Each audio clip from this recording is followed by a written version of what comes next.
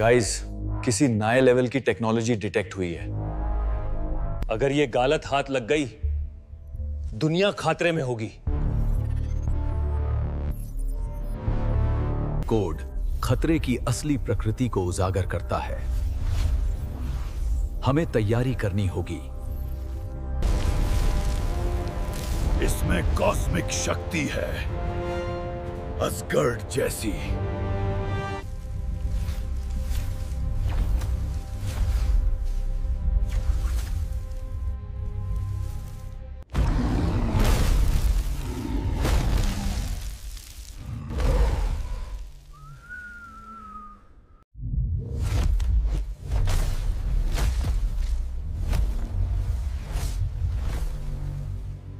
हम पृथ्वी की रक्षा करेंगे।